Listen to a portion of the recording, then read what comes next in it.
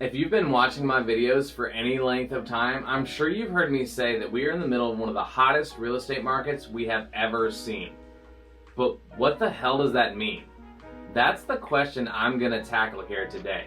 For those of you I haven't met, my name is Shaun Nichols and I'm a realtor in the South Carolina Midlands. So as much as I would love for it if you would subscribe to this channel, I'd love it even more to answer your real estate questions.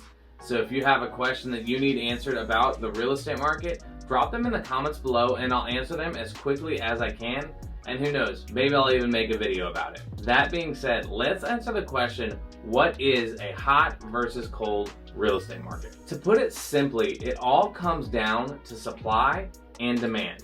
How many homes are there listed for sale versus how many buyers are shopping for homes? Now, I'm not going to get into all the factors that can affect supply and demand in the housing market because we would be here all week. But stuff like how fast new construction is going up, job growth or loss, how many people are moving out of state versus in state, the strength of the lending standards and how hard it is to get a loan, how low the interest rates are, and many other factors affect supply and demand in many different ways and by varying degrees. Now, in the real estate market, we have a few different metrics that we can use to determine if it's a hot or a cold market. And this is important to you because the hotter the market is, the more money you can get from the sale of your home. One of the metrics we use is called the absorption rate.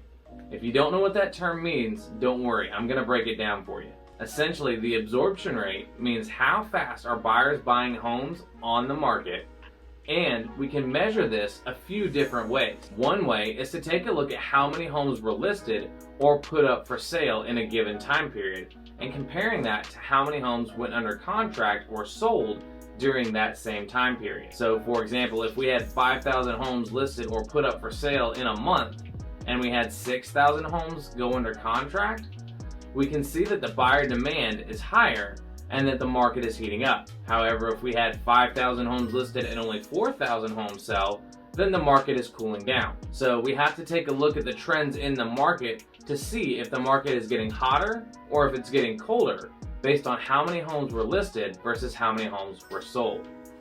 If you want to take a look at those numbers for the Columbia, South Carolina area, I'll put a link to my monthly market report in the video above.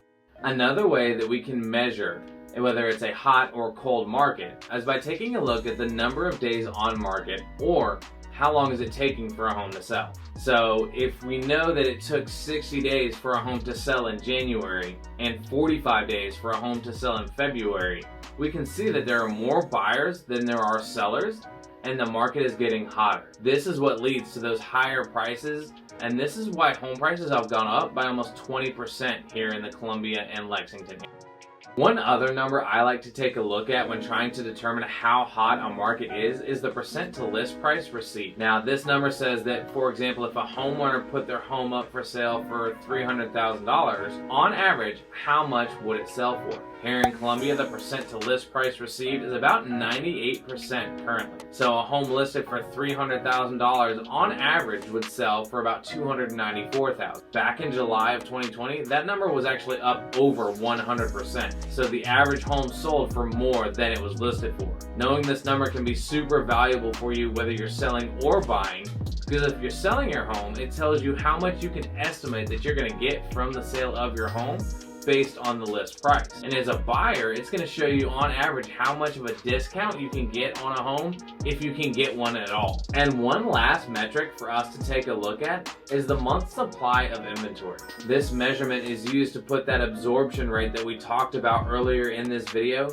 into easier to understand numbers. The month supply of inventory is reached by dividing the number of homes for sale at the end of any given month and dividing it by the average monthly pending sales for the past 12 months. So for example, if there are 5,000 homes currently for sale, and on average over the past year, there were 5,000 homes put under contract per month, then we have at least 1 month of inventory.